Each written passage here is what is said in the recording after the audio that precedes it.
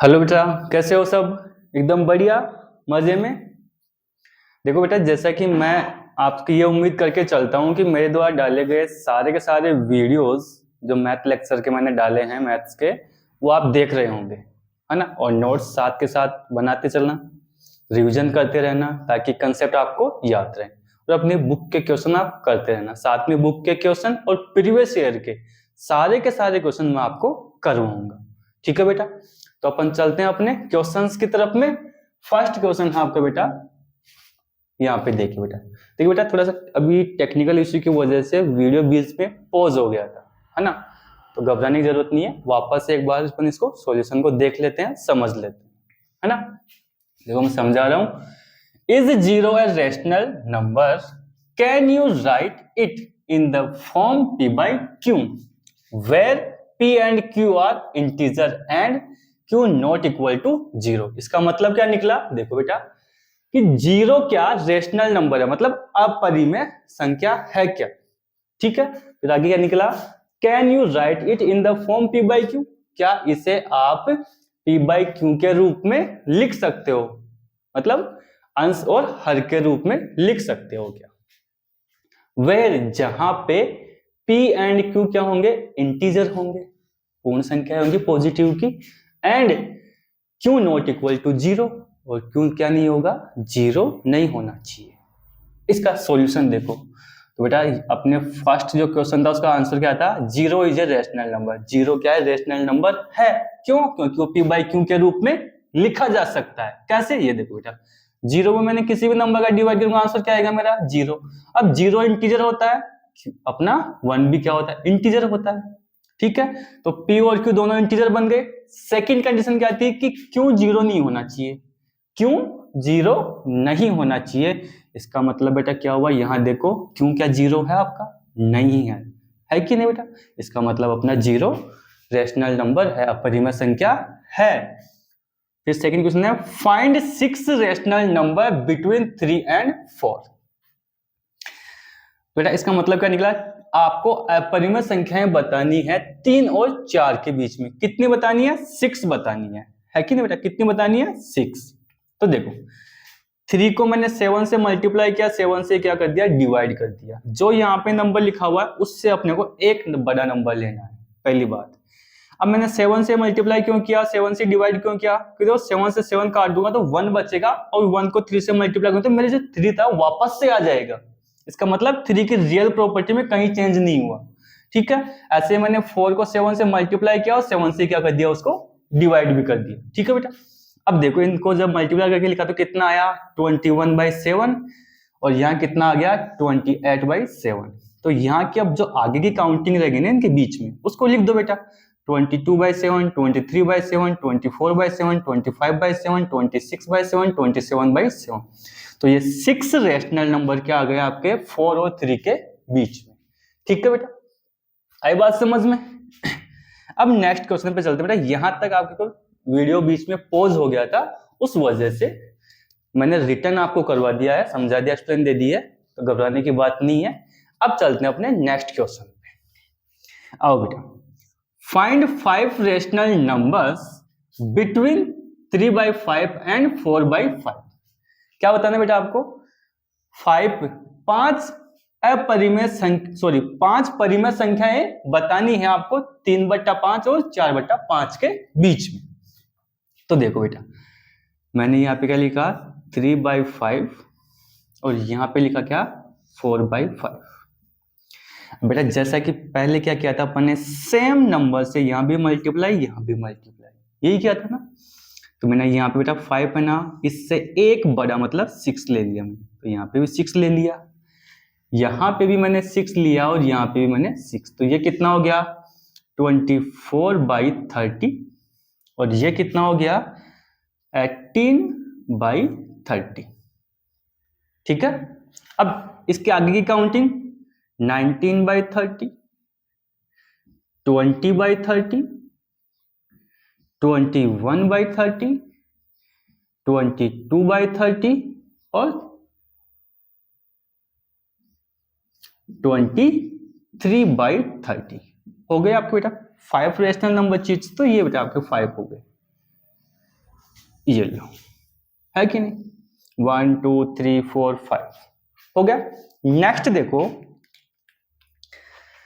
If n is any natural number, कि क्या हो, एन कोई प्राकृतिक संख्या हो, देन उसके बाद में देखो क्या क्वेश्चन पूछा उसने, 12 की power n can not and with the digit, कि 12 की पावर मतलब n करेंगे, मतलब कोई भी इंटीजर लेंगे तो सॉरी नेचुरल नंबर लेंगे तो वो क्या होगा आपका, किससे, किस डिजिट से एंड नहीं हो सकता। तो वो कौन कौन से डिजिट, इनमें से आपको बताना है। तो मैं कोई भी आपके लिए एग्जांपल लेता हूं, 12 की पावर 1 किया मैंने बेटा, तो कितना आया, देखो 12 ही आएगा, और लास्ट पे क्या निकल के आया, 2। फिर मैं चलता हूं 12 की पावर 2 पे, कितना आया, 144, ठीक है बेटा। तो लास्ट डिजिट क्या निकल के आया, 4। फिर लिया मैंने क्या, 12 की पावर 3, तो लास्ट डिजिट क्या निकल के आ गया मेरा, देखो बेटा क्या निकल के आया, 8। ठीक है, ये आपको भी ऐसे याद होने चाहिए बेटा, एग्जाम में बहुत जरूरत पड़ती है इनकी। अब देखो बेटा 12 की पावर 1 क्या, तो लास्ट डिजिट 2 निकल के आया, इसका मतलब 2 तो इसमें हो सकता है, मतलब ये तो अपना आंसर नहीं हो सकता। 12 की पावर 2 किया तो 4 आया, अब 4 भी इसमें है, तो इसका मतलब ये तो पॉसिबल नहीं है, नहीं हो सकता अपना आंसर। 3 किया तो लास्ट डिजिट क्या निकल के आया, 8, मतलब ये भी आपका आंसर नहीं हो सकता।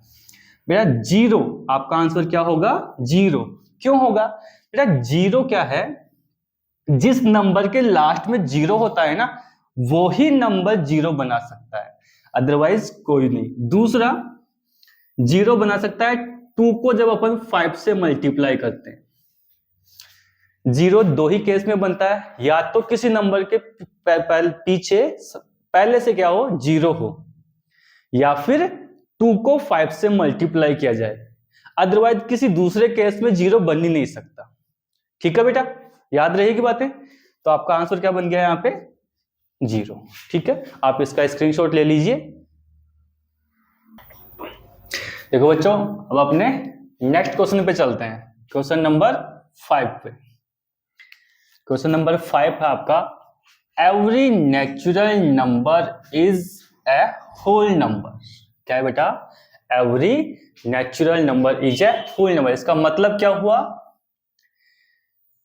क्या प्रत्येक आपकी जो प्राकृत संख्या है, क्या वो होल नंबर होती है, क्या प्रत्येक प्राकृतिक संख्या क्या होल नंबर होती है क्या। तो बेटा बिल्कुल सही बात है, ये तो होती है। कैसे, मैंने आपको एक्सप्लेन किया था कि जो होल नंबर है बेटा वो अपने होते हैं 0 से इन्फिनिटी तक, वो भी किसमें, ओनली पॉजिटिव में। और नेचुरल नंबर के लिए मैंने कहा था कि ये 1 से स्टार्ट होके क्या हो जाते हैं बेटा, इन्फिनिटी तक, है कि नहीं। तो 1 तो देखो वहां पे भी काउंट हो रहा है, इन्फिनिटी वहां पे भी काउंट हो रहा है ना, इसका मतलब वो क्या हो गया, ट्रू हो गया। अब अपना सेकंड क्वेश्चन क्या आ गया, every integer is a whole number, क्या प्रत्येक इंटीजर आपका होल नंबर होता है क्या। तो बेटा ये तो गलत बात है, क्योंकि मैंने इंटीजर को आपको टाइप बताए थे, नेगेटिव इंटीजर बताए थे, पॉजिटिव इंटीजर और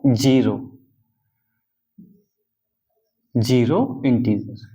ये मेनली 3 टाइप बताए थे, इसके अलावा मैंने 2 टाइप आपको और बताए थे, नॉन पॉजिटिव और नॉन नेगेटिव, है कि नहीं। तो बेटा पॉजिटिव तो होल नंबर में इंक्लूड होते हैं, जीरो भी होता है, बट अपने नेगेटिव इंटीजर होते हैं ना, वो अपने होल नंबर्स में इंक्लूड नहीं होते हैं। इस वजह से ये क्या हो गया, ये स्टेटमेंट अपनी क्या हो गई, गलत, क्या है, फॉल्स है।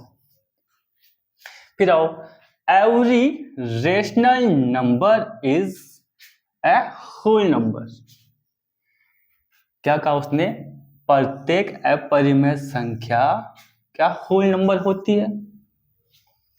देखते हैं बेटा, अब बेटा रेशनल नंबर्स को अपन किस फॉर्म में लिखते हैं, p/q की फॉर्म में लिखते हैं। रेशनल नंबर्स को किस में लिखते हैं? p बाई क्यू की फॉर्म में।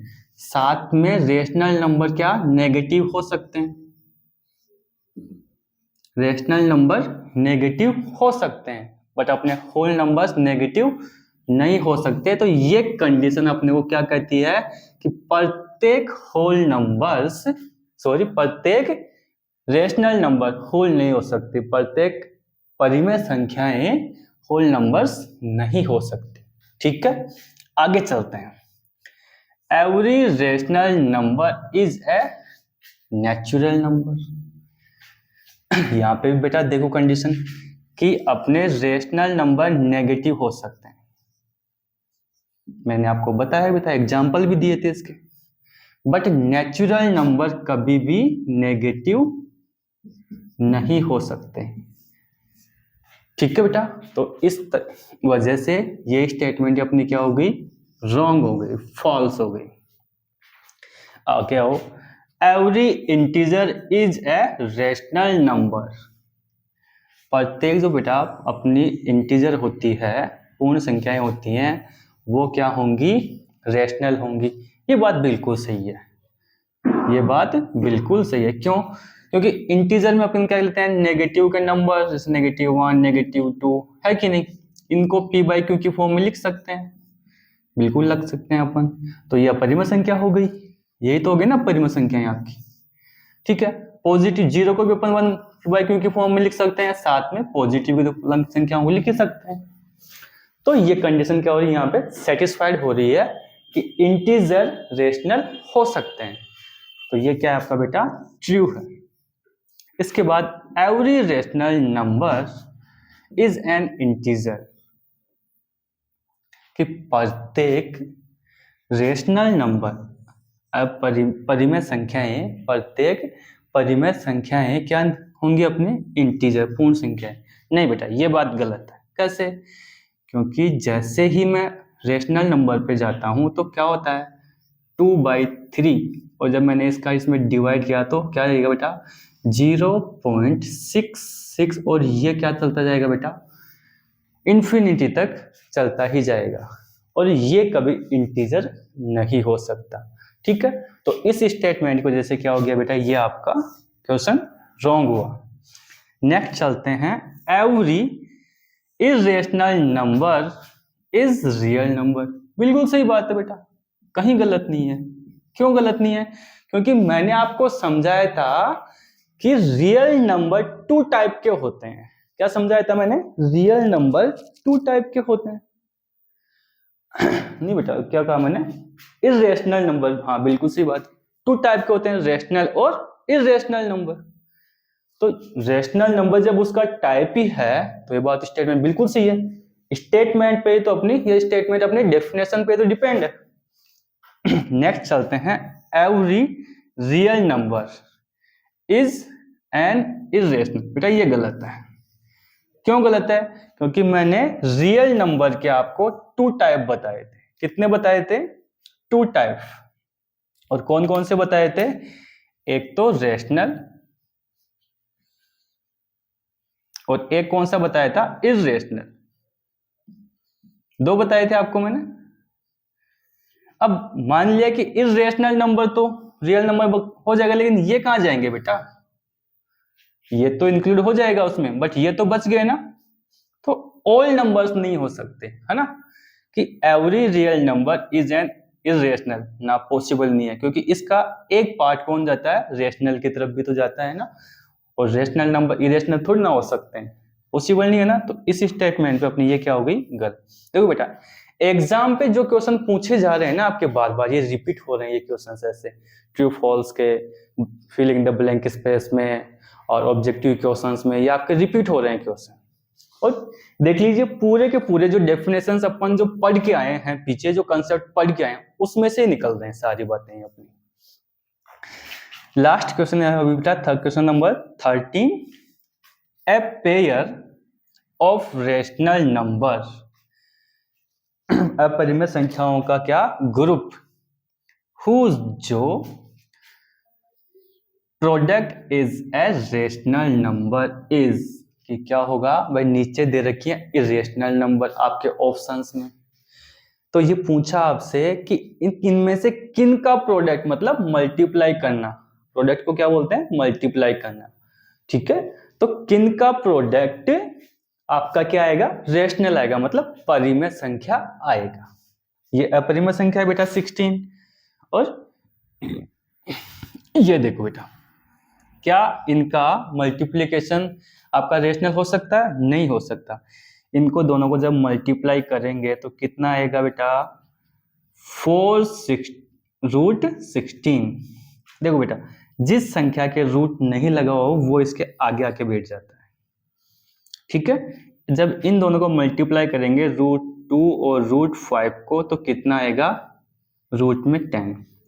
जब दोनों संख्याओं के बेटा रूट लगा होता है ना, तो अपन क्या करते हैं, अंदर वाली संख्याओं को मल्टीप्लाई कर लेते हैं। इनको देखो √3 और रूट का 27, इनको जब मैंने मल्टीप्लाई किया तो कितना आया, √81, और √81 को मैं 9 लिख सकता हूँ, क्योंकि 81 का जब स्क्वायर रूट निकालेंगे, मतलब वर्गमूल निकालेंगे, तो कितना आएगा, 9 आएगा। और बेटा ये तो एक क्या बन गया, रेशनल बन गया अपना, है कि नहीं। इन दोनों को जब मल्टीप्लाई करेंगे तो √2 और 36 को मल्टीप्लाई करेंगे तो कितना आएगा, रूट में 72। और ये भी क्या है आपका एक इरेशनल नंबर, मतलब ऑप्शन डी भी नहीं हो सकता, ऑप्शन बी भी नहीं हो सकता, और ऑप्शन सी भी नहीं हो सकता। आपका आंसर क्या है बेटा, ऑप्शन सी, ठीक है। आप इसका स्क्रीनशॉट ले लीजिए। देखो बेटा नेक्स्ट क्वेश्चन देखते हैं, क्वेश्चन नंबर 14, और 14 क्वेश्चन आपका क्या, are square roots of all positive integers irrational. मतलब क्या निकला, इसने कहा आपसे क्या, कि जितने भी आपके स्क्वायर रूट हैं वो भी किनके बेटा, पॉजिटिव नंबर्स के, वो क्या होंगे, इरेशनल। क्या ये बात सही है, कतई सही नहीं है बेटा, पूरी तरह से क्या है, ये गलत है। कैसे, इसने फिर आगे खुद ही कहा, गिव एन एग्जांपल, एक क्या दीजिए, उदाहरण दीजिए, of the square root of a number that is a rational number, कि एक एग्जांपल लीजिए और इसका स्क्वायर रूट निकालिए। एक एग्जांपल लीजिए और उसका स्क्वायर रूट निकालिए और देखिए क्या वो रेशनल होता है क्या। तो बेटा देखते हैं हम भी। देखो बेटा ये बात तो क्या है आपकी बिल्कुल रॉन्ग है, हम कतई इससे सहमत नहीं है, ठीक है, इस बात से कतई सहमत नहीं है। अब एग्जांपल लेकर देखते हैं, तो इसका आंसर तो क्या हो गया, 9 फर्स्ट का, इसका तो। अब एग्जांपल लेते हैं बेटा, एग्जांपल क्या लिया मैंने, जैसे √2 लिया मैंने, सॉरी रूट में क्या लिया, 4 लिया। अब √4 लिया तो रूट का जब इसका स्क्वायर रूट निकालते तो कितना आएगा, 2 आएगा। कितना आएगा, 2। मतलब इसका वर्गमूल निकाल रहे हैं। हिंदी मीडियम वाले बच्चे सुन लेना, 4 का जब मैं क्या करूंगा, वर्गमूल निकालूंगा तो कितना आएगा मेरे पास में, 2। और ये तो क्या होता है बेटा, एक रेशनल होता है। क्या होता है, रेशनल। रेशनल की डेफिनेशन क्या बताई थी, कि इनको हम p/q की फॉर्म में लिख सकते हैं, और 2 को मैं बाई 1 लगा के लिख सकता हूँ। आंसर क्या आएगा मेरा, 2 ही निकल के आएगा, है कि नहीं। तो यहाँ देख पा रहे होंगे आपकी कंडीशन जो थी इसने दी थी वो गलत साबित हो गई, ठीक है। नेक्स्ट क्वेश्चन पे चलते हैं बेटा, क्या, the number 3, 8, 5 can be expressed as the product of prime factor as। इसका मतलब क्या निकला बेटा, कि जो नंबर है, जो संख्या है कितनी, 385, वो क्या, प्राइम नंबर्स, अभाज्य संख्याओं के गुणनफल के रूप में एक्सप्रेस की जा सकती है क्या। तो बिल्कुल की जा सकती है। तो आप क्या करोगे बेटा, सबसे पहले इसके अभाज्य गुणनखंड बना लो, किसके, 385 के। किनके बनाओगे, 385 के। तो बेटा इसमें मैंने 5 का डिवाइड किया, कितने टाइम दिया, 77 टाइम। फिर 7 का डिवाइड किया, कितने टाइम हुआ, 11 टाइम। और फिर 11 का किया, कितने टाइम हुआ, 1। बेटा इसके अब 385 के अभाज्य गुणनखंड क्या क्या बन गए? 5 इंटू 7 इंटू 11। इन्हीं को अपन इंग्लिश में क्या बोल देते हैं? प्राइम फैक्टर, है कि नहीं? अब बेटा कहीं पे मैच कर रहा है? सर ये कर रहा है बिल्कुल। अपना ऑप्शन क्या बन गया? ठीक है, आया समझ में? नेक्स्ट क्वेश्चन पे चलते हैं बेटा। आ जाओ किस पे? Next question. Explain why 3 into 2 into 5 addition 5 and 5 into 7 into 11 addition 5 into 7 are composite. बेटा कंपोजिट की डेफिनेशन मैंने क्या बताई थी आपको? याद है सबको? देखिए बताओ मेरे को, देखे क्या कहा था कंपोजिट के लिए मैंने? More than two factor. क्या कहा था? More than two factor. More than two factor, यही कहा था मैंने।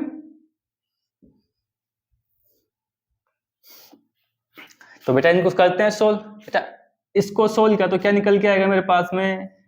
देखो 3 को 2 से मल्टीप्लाई किया कितना हुआ? 6। 6 को 2 से किया, सॉरी 6 को 5 से किया तो कितना हुआ? 30। एडिशन 5 कितना हो गया? 35। और 35 के जब आप फैक्टर बनाओगे तो कितने बन जाएंगे बेटा? देखो 1, 5 और 7 बन गए 3। ऐसे इसके बनाते हैं बेटा। ये कितना हुआ? 35। ये कितना हुआ बेटा? 385। जब इन दोनों का एडिशन किया तो कितना हो गया? 2 और ये 4, 420। तो इसके भी बेटा फैक्टर बहुत सारे बन जाएंगे।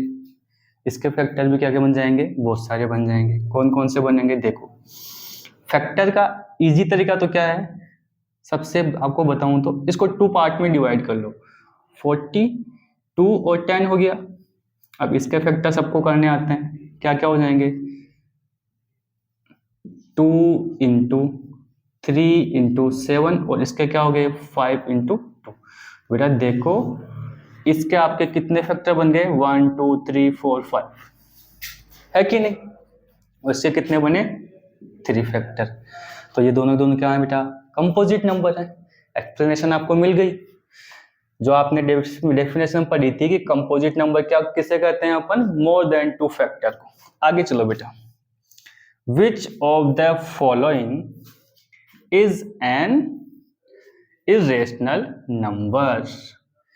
कि आपको बताने हैं कि इन दिए गए नंबर्स में से, संख्याओं में से अपरिमेय संख्या कौन सी है?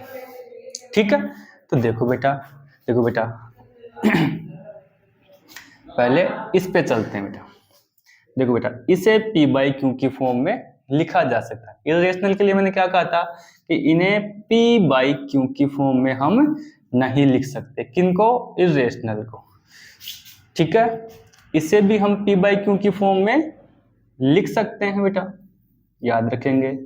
ये भी p बाई क्यू की फॉर्म में लिखा जा सकता है, इसे भी याद रखेंगे। इसको भी लिख सकते हैं p बाई क्यू की फॉर्म में। तो ये तीनों नंबर तो क्या हो गया आपके? रेशनल। रेशनल का मतलब क्या होता है? परिमेय संख्या। और बेटा ये क्या हो गया आपकी बेटा? अपरिमेय संख्या, क्योंकि इन्हें p बाई क्यू की फॉर्म में हम कभी भी नहीं लिख सकते। देखो p बाई क्यू की फॉर्म में दो नंबर हैं जिनको अपन नहीं लिख सकते। कौन से नंबर है? दो नंबर है ना। कौन कौन से? एक तो डेसिमल में होता है अपना non terminating and not repeat, है कि नहीं। और दूसरा रूट वाली जो संख्याएं होती हैं उनको अपन कभी भी p बाई क्यू की फॉर्म में नहीं लिख पाते। ठीक है बेटा, तो ये 17 क्वेश्चन हो गए। नेक्स्ट चलते हैं अपन थोड़ा सा क्वेश्चन नंबर 18 की ओर। तो बेटा नेक्स्ट चलते हैं अपन क्वेश्चन नंबर 18 की ओर। ठीक है, prove that √3 is an irrational number. बेटा ये क्वेश्चन है ना, याद रखेंगे ये 3 क्वेश्चन है आपके। इन तीनों क्वेश्चन को आप दो टाइप से सोल्व कर सकते हो। कितने टाइप से? दो टाइप से। पहला आप डेफिनेशंस पे सोल्व कर सकते हो इसको, जो डेफिनेशन अपन ने पढ़ी है ना इनकी, तो मैं अभी इनको डेफिनेशंस पे सोल्व करके बता रहा हूँ। नेक्स्ट सॉल्यूशन जो इनका रहेगा ना, जो वो सॉल्यूशन को एचसीएफ के साथ चलेंगे क्योंकि वहां के कुछ कंसेप्ट इसमें एप्लीकेबल होंगे। ठीक है, देखो prove that root 3 is an irrational number. आपको ये बताना है कि जो रूट 3 है वो एक अपरिमेय संख्या है, ये आपको बेटा प्रूव करना है। तो बेटा मैंने आपको क्या कहा था, डेफिनेशंस में एक बात कही थी कि रूट वाले जितने भी नंबर हैं, है ना, ये इस तरह के जिनके रूट नहीं निकल पाते वो अपरिमेय होते हैं। क्यों होते हैं? क्योंकि पहली बात तो इनको पी बाई क्यू की फॉर्म में नहीं लिख सकते। किस फॉर्म में नहीं लिख सकते? पी बाई क्यू की फॉर्म में नहीं लिखा जा सकता है। क्यों नहीं लिखा जाता? उसकी वजह है बेटा, जितनी भी रूट वाली जिनका रूट नहीं निकलता है वो बेटा क्या करती हैं, डेसिमल बनाती हैं। क्या बनाती हैं? डेसिमल। और वो भी कौन सा? Non terminating and non repeat. ठीक है, मतलब डेसिमल का कौन सा टाइप बनाएगी? Non terminating and non repeat. इसका मतलब क्या होगा कि बेटा इनके द्वारा जो डेसिमल बनाया जाता है वो कभी भी क्या नहीं होगा बेटा, आपका इंफिनिटी तक चलता ही जाएगा, खत्म नहीं होने वाला। और ऐसी संख्याओं को बेटा अपन कभी भी पी बाई क्यू की फॉर्म में नहीं लिख सकते। क्यों? क्योंकि देखो बेटा इर्रेशनल नंबर किसका फॉर्म होता है बेटा? रियल नंबर का होता है कि नहीं? और रियल नंबर को अपन नंबर लाइन पे लिख सकते हैं, बट इंफिनिटी तक कोई संख्या चलती ही जा रही है, उसको कैसे लिखोगे? पॉसिबल ही नहीं है, क्योंकि आपको पता ही नहीं कि वो रियल में नंबर है क्या। जब आपको ये पता ही नहीं कि रियल में नंबर क्या है तो आप उसे लिखोगे कहां पे नंबर लाइन पे? पॉसिबल ही नहीं है, असंभव है ना। सेम डेरिवेशन बेटा इसकी रहेगी और सेम डेरिवेशन इसकी रहेगी कि रूट 5 किस क्या बनाएगा? Non terminating and non repeat decimal. ठीक है, और इसका क्या बनेगा? ये non terminating and non repeat decimal बनेगा। तो ये तो बेटा इन तीनों क्वेश्चंस की जो डेरिवेशन मैंने बताई, एक्सप्लेनेशन जो बताई वो डेफिनेशन पे बताई है। इसका एक सॉल्यूशन और होता है, वो एक्सप्लेनेशन वो भी आपको बताया जाएगा, बट वो एचसीएफ के साथ में बताया जाएगा।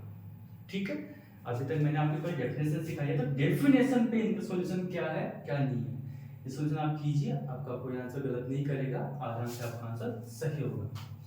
इसके बाद में आपका है प्रूव दैट 2 प्लस में 5 root 3 is an irrational number given that root 3 is an irrational number.